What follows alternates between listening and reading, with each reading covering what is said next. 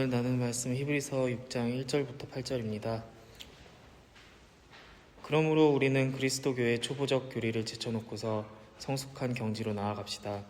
죽은 행실에서 벗어나는 회개와 하나님에 대한 믿음과 세례에 관한 가르침과 안수와 죽은 사람의 부활과 영원한 심판과 관련해서 또다시 기초를 놓는 일이 없어야 하겠습니다.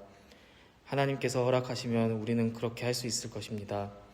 한번 빛을 받아서 하나님의 하늘의 은사를 맛보고 성령을 나누어 받고 또 하나님의 선한 말씀과 장차 올 세상의 권능을 맛본 사람들이 타락하면 그들을 새롭게 해서 회개에 이르게 할 수 없습니다. 그런 사람들이야말로 하나님의 아들을 다시금 십자가에 못 박고 욕되게 하는 것이기 때문입니다. 땅이 자주 내리는 비를 흡수하여 농사짓는 사람에게 유익한 농작물을 내주면 그 땅은 하나님께로부터 복을 받습니다. 그러나 가시덤불과 엉겅퀴를 내면 그 땅은 쓸모가 없어지고 저주를 받아서 마침내는 불에 타고 말 것입니다.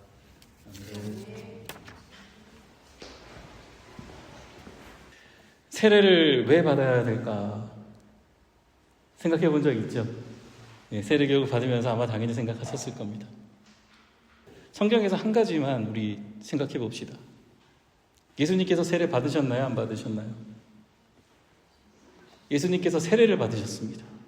하나님의 아들이 세례를 받으셨습니다.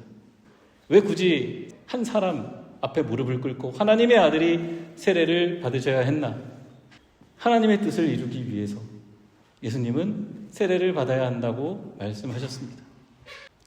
그리스도인은 예수님을 따르는 사람들입니다. 그 예수님께서 첫 번째 하신 일이 무릎을 꿇는 일이었습니다. 사람들이 보기에는 무릎 꿇지 않아도 되는 일에 무릎을 꿇으셨습니다. 그것은 하나님의 뜻이었고 하나님의 뜻 앞에 무릎을 꿇은 것입니다. 그러므로 우리 그리스도인은 예수님처럼 겸손히 하나님의 뜻이 이루어지도록 하나님 앞에서 자신의 뜻과 욕망을 내려놓고 무릎을 꿇는 것이 첫 번째 일입니다. 이것이 세례이고 신앙의 길이 시작되는 것입니다. 전능하신 하나님의 뜻 앞에 사람인 우리가 무릎을 꿇지 않는 것은 이미 하나님 앞에 대적하는 것이 아니고 무엇이겠습니까? 세례는 하나님의 뜻 앞에 내가 무릎을 꿇습니다. 하나님을 인정하는 것이고 그 하나님 앞에 무릎 꿇는 것은 하나님의 영광이 그 순간에 드러나게 하는 것입니다. 나의 영광이 아닌 하나님의 영광을 위해서 내가 살겠습니다. 달리 표현하지 않아도 그 무릎 꿇는 그 자체가 하나님의 뜻을 이루는 것이기 때문에 하나님의 영광이 드러나게 되는 것입니다. 또한 이 세례식에 함께하는 성도들은 함께 신앙의 길을 출발하는 이들을 응원하고 서로를 돌보는 일이 사랑이고 이 사랑은 가볍고 또한 기쁜 책임임을 확인합니다. 또한 자신의 처음 신앙의 출발, 첫 마음을 다시 한번 회복하는 시간이기도 합니다. 오늘 저와 여러분 우리 모두는 하나님의 뜻이 이루어지는 것을 확인하고 증언할 직분이 있음을 마음속에 잘 새겨야 할 줄로 믿습니다. 자, 우리 서로에게 말씀해 주시기 바랍니다. 당신을 통해 하나님의 뜻이 이루어질 줄 믿습니다. 예수님의 제자들은 바로 예수님께서 다시 살아나셨다는 것을 그들이 직접 보았고 만졌다라는 것을 알리기 위해서 곧 부활하신 예수님을 증언하러 다닌 산 증인입니다. 오늘 본문은 그러므로라고 시작을 합니다. 이렇게 믿음을 지키고 신앙생활을 잘하면 되는데 사람들은 그 십자가를 배반하고 자신이 원하는 대로 나의 전통을 따라 믿겠다며 그 십자가를 배반했습니다. 여전히 오늘날에도 그런 일은 있습니다. 그 당시에 오늘 우리가 함께 읽었던 이 히브리서를 읽는 사람들, 유대인 공동체가 주 독자들입니다. 그 사람들은 자기 민족의 예수님을 너무나 잘 압니다. 그래서 예수님을 나중에 기적을 행하신 분이고 그리고 다시 살아나신 분임을 믿고 함께 신앙생활을 합니다. 그러다가 다시 이전의 생활로 돌아가기를 반복했습니다. 이제 그렇게 하지 맙시다. 그러므로 믿음을 지키고 신앙생활을 잘 합시다. 십자가를 배신하지 말고 우리 이 믿음의 여정을 끝까지 잘 갑시다. 라는 말이 이제 이 오늘 본문으로부터 이어지고 있는 것입니다. 이 신앙을 버리지 않기 위해서는 어떻게 해야 할까? 오늘 말씀은 알려주고 있습니다. 기초를 잘 지킵시다. 이전의 것 다시 또 기초를 놓는 일을 반복하지 말고 성숙하며 우리의 신앙생활을 해나갑시다. 이에 신앙의 기초를 다시 놓는 일을 하지 말자고 하며 예수님이 누구인지 재차 다시 확인합니다. 이에 유대인들이 너무나 잘 아는 아브라함이라는 이름이 등장을 하고 예수님을 제사장이라고 표현하는데 멜기세덱의 전통을 이은 사람이다라고 말합니다. 자, 5장 6절의 말씀입니다. 우리 다 같이 한 목소리를 읽겠습니다. 멜기세덱의 계통을 따라 임명받은 영원한 제사장이다. 아멘. 근데 살렘의 왕. 자, 이 멜기세덱이 어디 나와 있는지 잠깐 우리 보겠습니다. 창세기 14장에 나와 있습니다. 우리 함께 읽겠습니다. 그때 살렘 왕 멜기세덱은 빵과 포도주를 가지고 나왔다.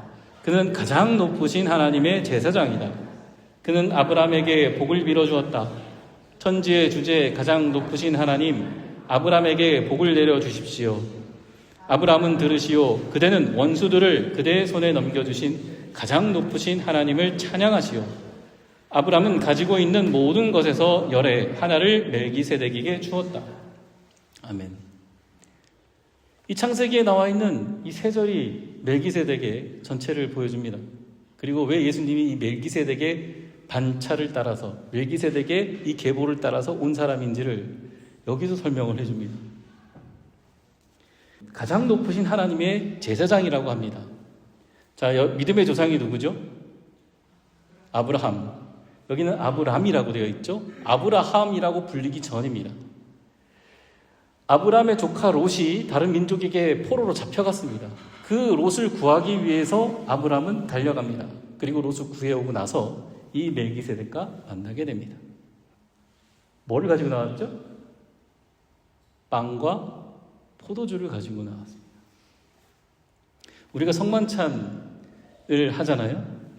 예수님께서 마지막 제자들과 함께 나눈 성만찬. 그 성만찬에서 제자들에게 베푼 음식이 무엇이죠? 빵과 포도주입니다.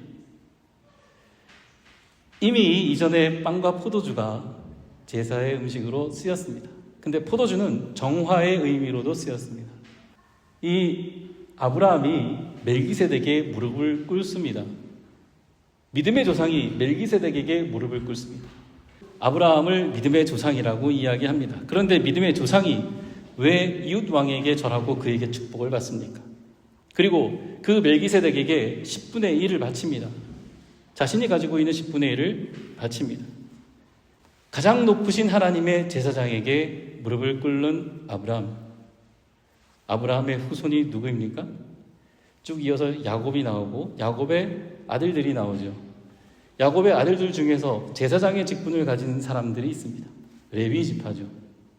레위 지파는 이후에 가나안 땅에 들어가서 땅을 상속받지 못합니다.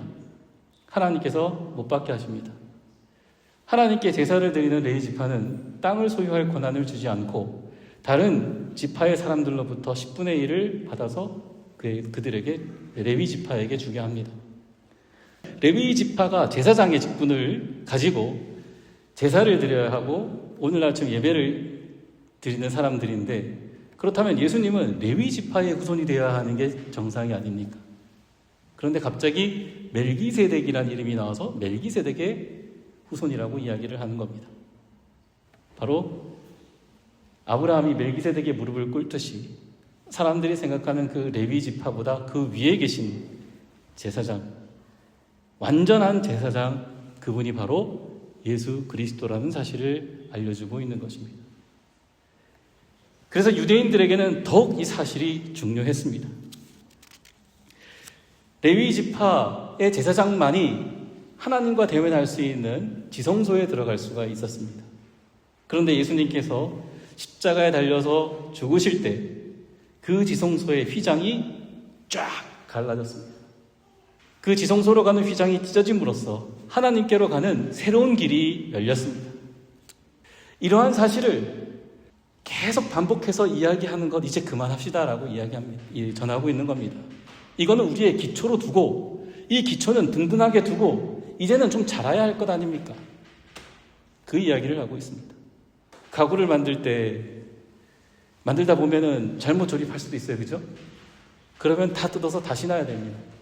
처음부터 하나씩 이제 잘 조립하면 그것은 다시 뜯을 필요가 없습니다. 기초를 잘 놓는다는 것은 그만큼 중요합니다. 오늘 히브리서의 기자는 여러분의 기초를 다시 놓는 일을 이제 반복하지 맙시다. 예수 그리스도의 십자가는 하나님의 구원이 선포되는 사건이고, 이것은 하나님의 뜻이 곧 여러분들을 사랑해서 여러분들을 하나님께 나아오게 하는 하나님의 뜻이 이루어진 일입니다. 이거는 우리가 기초로 둡시다 이야기하고 있는 것입니다. 하나님께로 나아가는 은혜를 누리는 새로운 존재가 된 사람들이 새로운 법을 따라서 살아가야 하는 그 길을 다시 거꾸로 돌아가지 말자고 합니다. 바로 저와 여러분이 예수님께서 갈라놓은 그 구원의 길로, 새로운 길로 하나님 앞에 직접 설 수 있게 되었습니다. 예수님의 십자가가 없었다면 우리는 하나님 앞에 나아갈 수 없었습니다. 예수님의 그러한 십자가의 죽음을 통하여서 우리는 하나님께로 나아가는 은혜를 입은 새로운 존재가 되었습니다. 자신들의 전통을 따라 자꾸만 돌아가는 것이 아니라 예수님께서 보여주신 그 진리를 향해서 거침없이 앞으로만 나아가는 그러한 저와 여러분이 되기를 바랍니다. 이를 위해서 성숙한 경지로 나아갑시다. 그리고 죽은 행실을 벗게 하는 회개의 은혜를 누립시다. 그리고 하나님에 대한 믿음, 세례에 대한 가르침과 안수, 그리고 죽은 사람의 부활, 그리고 영원한 심판. 이 기초는 우리가 믿음 생활을 하면서 아주 든든하게 그냥 다지고 갑시다 이야기하고 있습니다. 그래서 저와 여러분이 함께 사도신경을 고백했습니다. 여기 나와 있는 내용이 사도신경에 다 나와 있습니다. 죽은 사람의 부활이 없다면 우리는 오늘 이 자리에 있을 필요가 없습니다. 예수님의 제자들도 예수님이 부활하셨다는 것을 증언했고, 그리고 우리도 예수님과 같은 모습으로 하나님 앞에 서게 될 것을 믿고 신앙생활을 합니다. 오늘 우리가 주일에 모여 예배합니다. 일요일입니다. 토요일도 있고 금요일도 있고 목요일, 토요일도 있습니다. 다른 날 예배 드리면 안 됩니까? 왜 우리는 일요일에 모여서 이 날을 주님의 날이라고 합니까? 일요일은 예수님께서 죽으시고 다시 살아나신 날입니다. 마지막 최후의 만찬을 가지십니다. 빵과 포도주를 나누며 유월절 식사를 하신 겁니다. 그리고 3일 뒤에 일요일 아침에 다시 살아나셨습니다. 그래서 우리는 주일을 잔칫날로 여깁니다. 하나님께서 예수님을 다시 살리신 날입니다. 그래서 우리는 일요일을 주님의 날로 여기고 그리고 예배하는 것입니다. 여기 나와 있는 이 내용을 그냥 한 문장으로 요약하면 예수 그리스도의 죽음과 부활이라고 할 수 있습니다. 그리고 이 유월절에 대해서 성경에서는 분명하게 알려주고 있습니다. 이 유월절을 처음 지킨 날이 언제죠? 지금 저와 여러분이 읽고 있는 출애굽기에 나와 있습니다. 하나님께서 모세를 통해서 히브리 사람들을 이집트에서 빼내실 때에 마지막 재앙을 내리시죠. 제일 처음 난 것들을 죽입니다. 그때 문 앞에다가 어린 양의 피를 바르게 하시죠. 그리고 그 피를 바른 그 집은 하나님의 영이 그냥 지나쳐가서 그 처음 난 것들을 살리고 히브리 사람 가축 포함해서 전체를 살려서 이집트에서 끌어내십니다. 구원하시죠. 그리고 하나님께서 그들에게 명령하십니다. 너희들은 평생 나의 이 구원의 일을 기억하며 유월 지켜라. 그것이 바로 유월절입니다. 그리고 그 유월절이 언제인가 출애굽기에서 이렇게 표현하고 있습니다. 새해를 여는 첫날이다. 오늘 보시면 여기 초가 새롭게 놓여 있습니다. 1월 1일 날 초를 갖다 놓지 않고 오늘 부활절에 이 새로운 초를 갖다 놓는 이유가 바로 여기에 있습니다. 바로 오늘부터 새해가 시작되기 때문입니다. 하나님께서 열어가시는 구원의 날, 하나님의 손으로 죽음에서 끌어내신 예수 그리스도와 함께 동행하는 삶의 시작이다라는 선포입니다. 그러니 이제 우리의 진짜 새해가 열린 것입니다. 부활하신 하나님, 죽음에 있는 예수 그리스도를 살리신 하나님께서 하신 그 일을 바라보며 우리를 가장 좋은 길로, 하나님의 그 구원의 길로 이끄실 하나님의 그 도우심을 믿으며 나아가는 저와 여러분 되기를 바랍니다. 그러므로 오늘 우리가 그리스도인으로 산다는 것은 기적입니다. 이제 우리는 더 이상 죽은 존재가 아닙니다. 이전의 것을 바라고 사는 사람들이 아닙니다. 하나님께서 보여주신 소망, 다시 살아나신 그리스도를 바라보며 나아가는 사람들입니다. 그러므로 우리는 기적의 사람들입니다. 예수님과 함께 십자가에서 죽었고 또 죽고 날마다 하나님의 손에 의해서 다시 살아나는 하나님의 아들과 딸, 새로운 존재들입니다. 이 모든 것을 하나님께서 하셨습니다. 그래서 오늘 말씀에서 이야기합니다. 자, 함께 읽겠습니다. 하나님께서 허락하시면,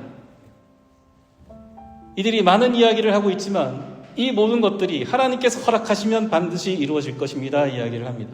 곧 예수 그리스도를 십자가에서 살리신 것은 하나님이시고 하나님께서 하신 일이라는 것을 꼭 기억하십시오. 여러분을 하나님께서 이끌고 계십니다. 그러니 마지막까지 이 십자가를 한번 가진 사람들은 포기하지 않고 뒤돌아보지 말고 앞을 향해서 나아가십시오. 그리스도인들은 그러므로 종교를 넘어선 사람들입니다. 종교인이 아닙니다. 예수 그리스도의 부활을 경험하고 믿는 사람들이기 때문입니다. 우리 마태복음의 말씀, 예수님께서 하신 말씀 우리 함께 읽겠습니다. 내가 율법이나 예언자들의 말을 폐하러 온 줄로 생각하지 말아라. 폐하러 온 것이 아니라 완성하러 왔다. 내가 진정으로 너희에게 말한다. 천지가 없어지기 전에는 율법은 1.1획도 없어지지 않고 다 이루어질 것이다. 그러므로 누구든지 이 계명 가운데 아주 작은 것 하나라도 어기고 사람들을 그렇게 가르치는 사람은 하늘나라에서 아주 작은 사람으로 일컬어질 것이요, 또 누구든지 계명을 행하며 가르치는 사람은 하늘나라에서 큰 사람이라고 일컬어질 것이다. 내가 너희에게 말한다. 너희의 의가 율법학자들과 바리새파 사람들의 의보다 낫지 않으면 너희는 하늘나라에 들어가지 못할 것이다. 아멘. 믿으십니까? 믿으십니까? 예수님께서 알려주신 말씀입니다. 예수님께서 6월절에 잡히시고 다시 살아나셔야 하는 이유가 있었습니다. 하나님의 뜻을 이루기 위해서, 모든 율법을 그리고 이전에 하셨던 하나님의 그 약속을 완성하시기 위해서 예수님께서 그 십자가를 지시고 살아나셨습니다. 그러면서 하셨던 말씀이 있습니다. 너희가 바리새인들과 사두개인들의 의보다 낫지 않으면 그들도 의롭다는 겁니다. 그들도 의로운데, 사람들이 보기에 참 의로운데 말만 하는 의로움이 아니라 살아내는 의로움, 예수 그리스도와 함께, 나와 함께 살아가는 그러한 의를 너희는 어떻게 하겠느냐 묻고 있는 것입니다. 오늘날로 치면 이렇게 표현할 수 있겠습니다. 교회 다닌다고 다 구원받는 것은 아니다. 교회 다닌다고 참 신앙인이 아니다. 그렇다면 참 신앙인과 참 하나님의 구원을 받은 사람들은 누구인가? 내가 제일 잘합니다. 나를 하나님 앞에 바로 세우시는 분은 예수 그리스도이기 때문입니다. 그 십자가 앞에서 내가 어떻게 대답해야 할지 내가 잘 압니다. 종교인이 되지 맙시다. 그냥 문만 드나드는 교인 되지 맙시다. 예수 그리스도의 부활을 증언하는 산 증인이 됩시다. 그래서 우리가 참 그리스도인이라는 것을 세상이 그냥 보고만 있어도, 듣기만 해도 알 수 있도록 우리 끝까지 이 신앙의 길을 걸어갑시다. 우리 히브리서 이제 6장 마지막 말씀입니다. 우리 함께 한 목소리로 읽겠습니다. 여러분은 같은 열성을 끝까지 나타내서 소망을 이루시기 바랍니다. 여러분은 게으른 사람이 되지 말고 믿음과 인내로 약속을 상속받는 사람들을 본받는 사람이 되어야 합니다. 아멘. 이 이야기를 하기 위해서 이후에 성경에 나와 있는 인물들이 쫙 열거가 됩니다. 아브라함에서부터 모세부터 쫙 이어집니다. 그리고 이제 그 마지막에 누구 이름이 들어가야겠습니까? 옆에 있는 분들 바라봐 주시기 바랍니다. 자, 옆에 있는 분들의 이름, 나의 이름이 바로 그 다음에 새겨져야 할 줄로 믿습니다. 그렇게 새겨지게 될 것입니다. 그리고 나를 본받는 사람이 되십시오 했던 사도 바울의 고백처럼 우리의 삶을 통해서 예수 그리스도의 제자의 맥이 이어지리라 믿습니다. 이제 시작입니다. 새로운 한 해가 열렸습니다. 여러분에게 품게 하신 소망이 하나님 뜻 안에서 이루어지도록 함께 이 구원의 길을 걸어갑시다. 기도하겠습니다.